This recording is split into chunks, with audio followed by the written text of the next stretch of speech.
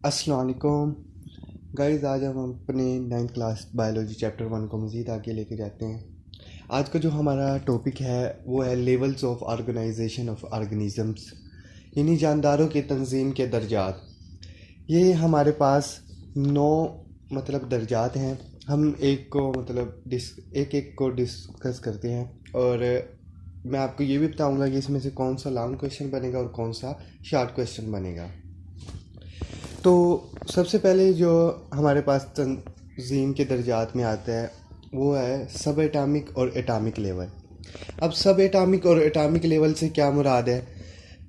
इससे ये मुराद है कि एक मादा है, उसकी जितनी भी इकसाम है वो एलिमेंट्स से बनी होती है, और जो हमारे पास एलिमेंट्स है वो एक ही तरह के एटम्स का बना होता है। अब एटम्स जो होते हैं वो छोटे छोटे या सब एटॉमिक पार्टिकल्स से बने होते हैं।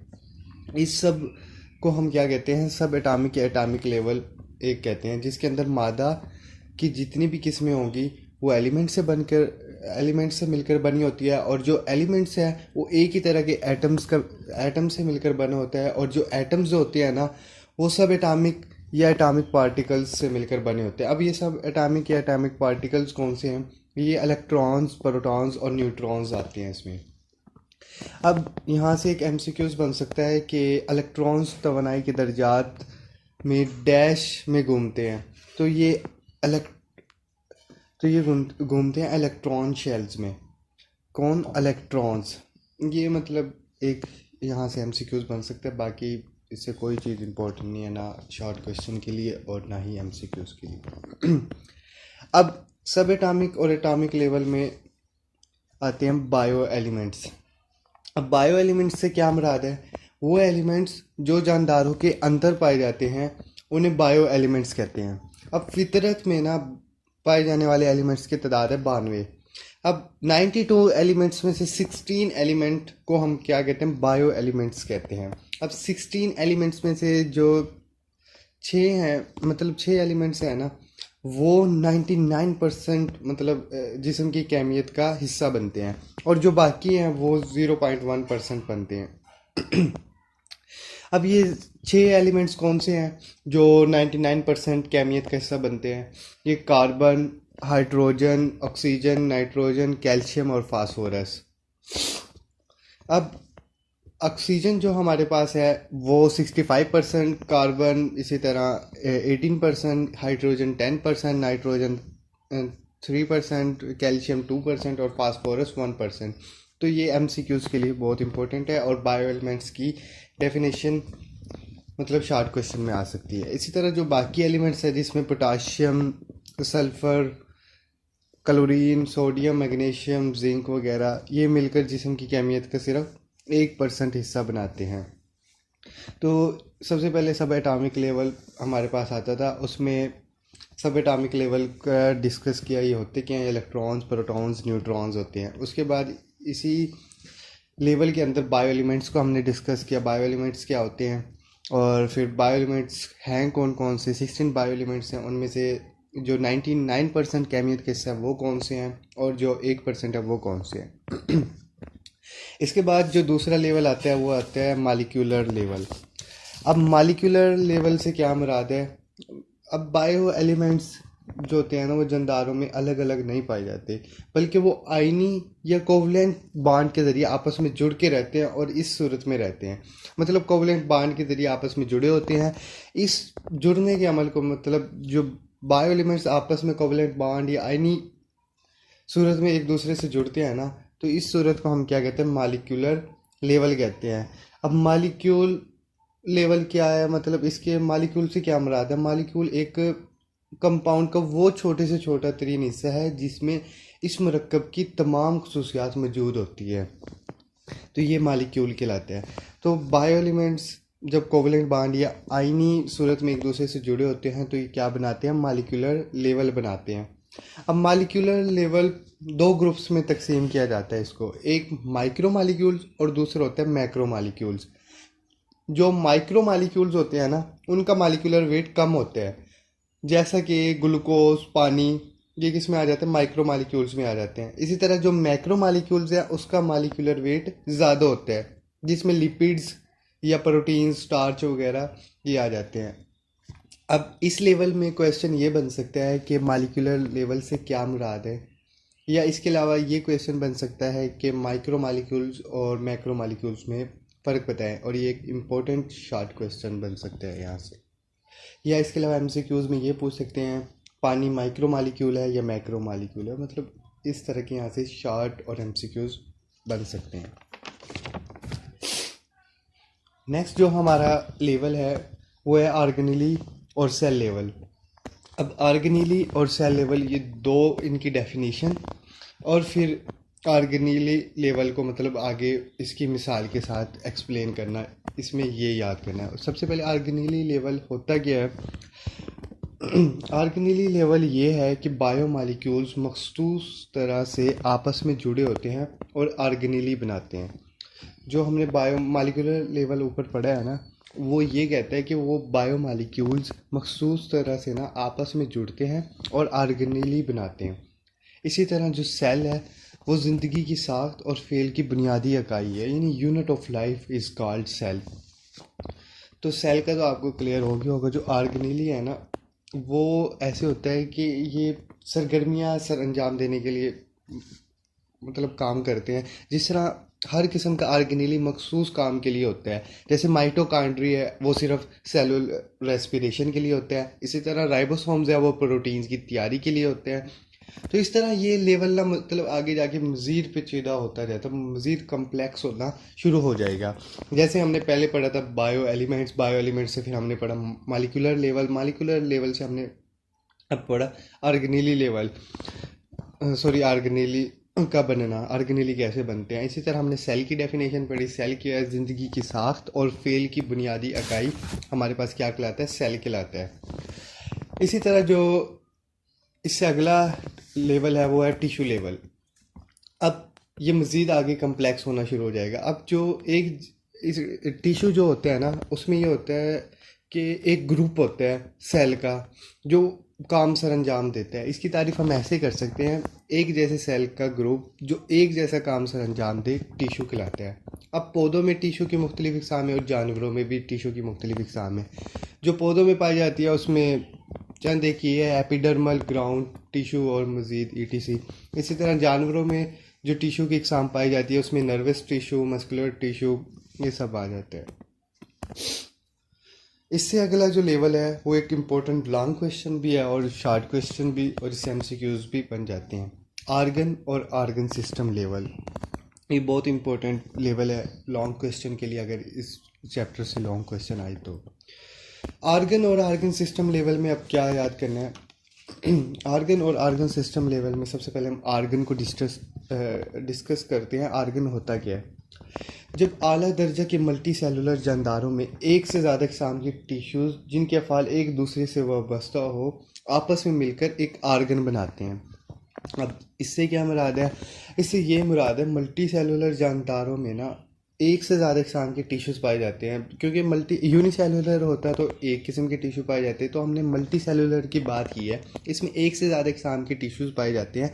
वो कहते हैं कि जब ये मल्टी सेलुलर जानदारों में एक से ज़्यादा किस्म के टिश्यूज़ जिनके अफ़ाल एक दूसरे से वाबस्ता हों, यानी जब वो एक दूसरे से मिलकर काम करें तो आपस में मिलकर ना, मतलब जब वो आपस में मिलेंगे ना तो एक आर्गन लेवल बनाएंगे, एक आर्गन बनाएंगे।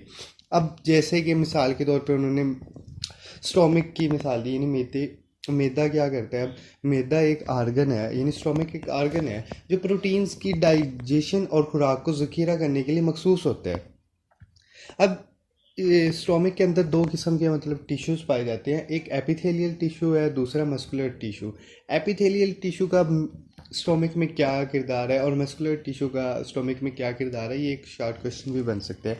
तो एपिथेलियल टिश्यू प्रोटीन की डाइजेशन के लिए गैस्ट्रिक जूस खारिज करते हैं, और जबकि मस्कुलर टिश्यू होते हैं ना वो मैदे की यानी स्टोमिक की दीवारों को सिकुड़ यानी कमज़ोर कर देती है, उनको ना फैलाने से रोकती है और उनको सिकुड़ती है, मतलब एक छोटी सी शेप में तब्दील कर देती है, जिससे खुराक पिस जाती है। मतलब खुराक मैदे के अंदर मतलब क्या होती है, डाइजेस्ट होने शुरू हो जाती है, मतलब उसको किनारे की तरफ हरकत करती है। दोनों टिश्यूज़ अपना अपना मखसूस काम करते हैं और इस तरह मतलब जो स्टोमिक का फेल है मतलब डाइजेशन वाला, वो चलता रहता है किसकी मदद से, एपिथेलियल टिश्यू और दूसरा muscular tissue.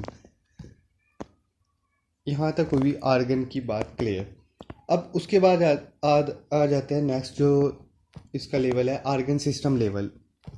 Argon system level से अब क्या मुराद है, जो मल्टी सेलुलर जानदारों में तंजीम का अगला लेवल बनता है वो आर्गन सिस्टम का बनता है।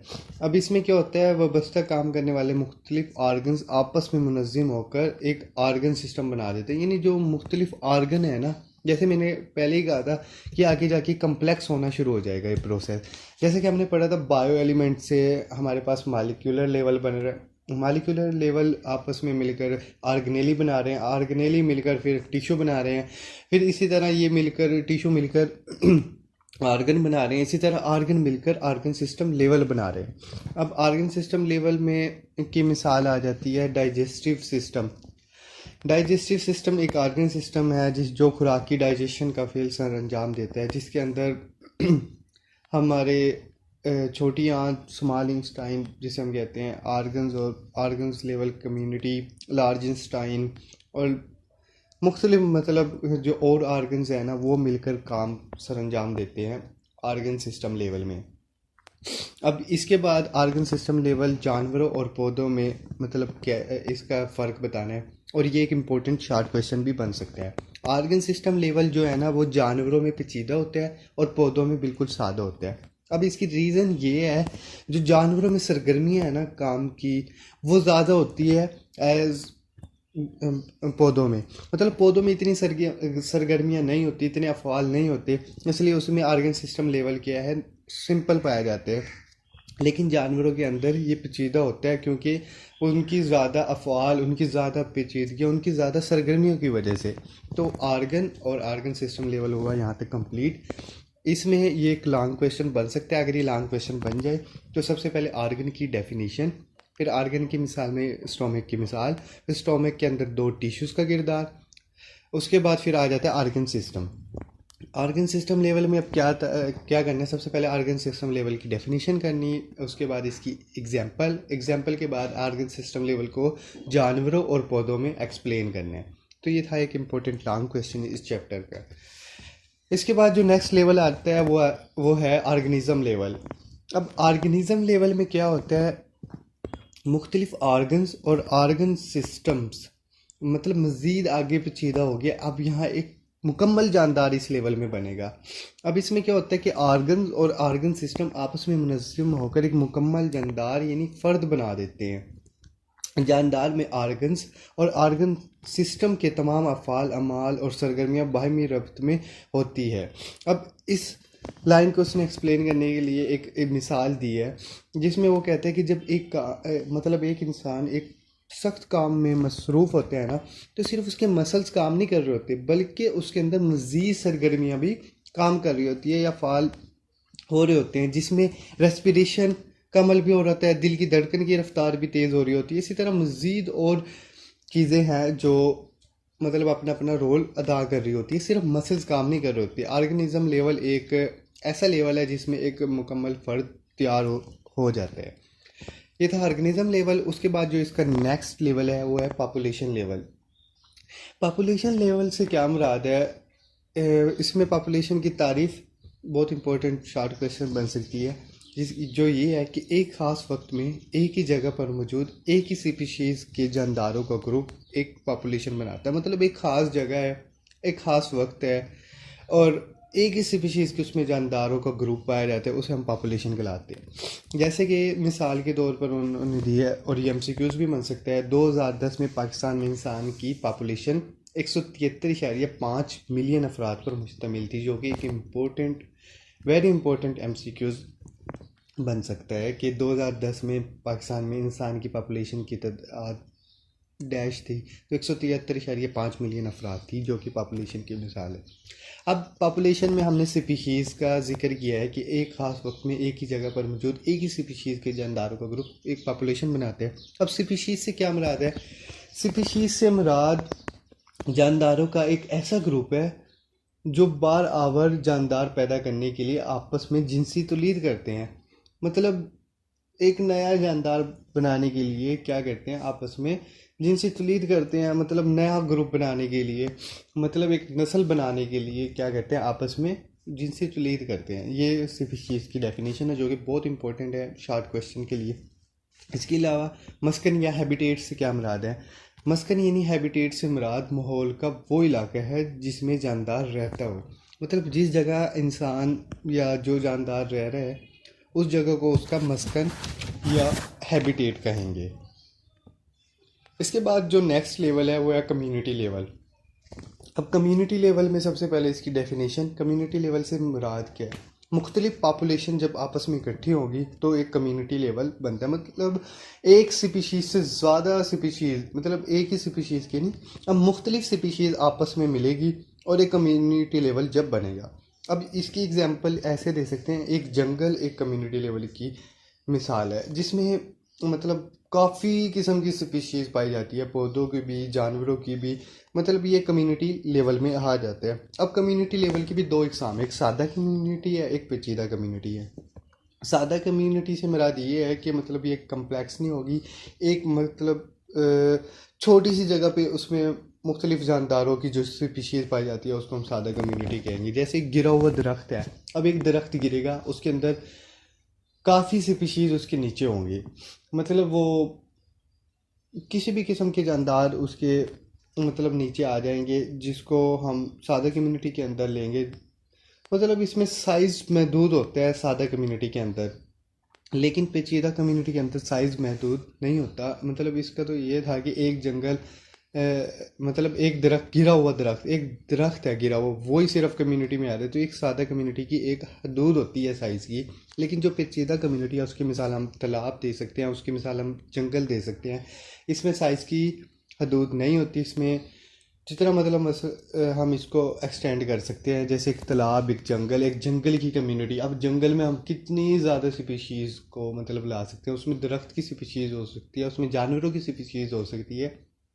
तो इस तरह एक पेचीदा कम्युनिटी और सादा कम्युनिटी में हम फ़र्क कर सकते हैं। उसके बाद जो नेक्स्ट लेवल है वो है बायोस्फीयर लेवल। बायोस्फीयर लेवल से क्या मुराद है? ये ज़मीन का वो हिस्सा है जहाँ ज़िंदगी रह रही हो, मतलब जिस जगह ज़िंदगी हम बसर कर रहे हैं उसको हम बायोस्फीयर लेवल कहते हैं, जहाँ पर हमारी ज़िंदगी गुजर रही है बायोस्फीयर लेवल कहलाता है। इसे क्या कहते हैं? जोन ऑफ लाइफ या कर्रे ज़िंदगी भी कहते हैं। कर्रे ज़िंदगी या जोन ऑफ लाइफ, ये क्या मुराद है इससे?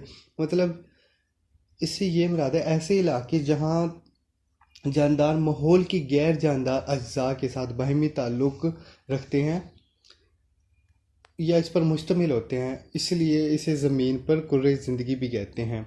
बायोस्फीयर लेवल से मुराद सिंपली यही है कि ये ज़मीन का वो हिस्सा है जहाँ ज़िंदगी रह रही हो या हम बसर कर रहे हो, उसे बायोस्फीयर लेवल कहते हैं। अब ये आज का हमारा टॉपिक था जानदारों की तंजीम के दर्जात। इसमें हमने 9 दर्जात पढ़े, उनमें से एक इम्पोर्टेंट लॉन्ग क्वेश्चन है वो है आर्गन और आर्गन सिस्टम लेवल। बाकी जो हैं लेवल्स वो शॉर्ट क्वेश्चन में आ सकते हैं आर्गन और आर्गन सिस्टम लेवल के अलावा। आज के लिए ये टॉपिक यहाँ तक काफ़ी है। मज़ीद जो इसका लास्ट एक टॉपिक रह गया वो हम अगले लेक्चर में इसको डिस्कस करेंगे। आज के लिए दिए मुझे इजाज़त। अल्लाह हाफिज़।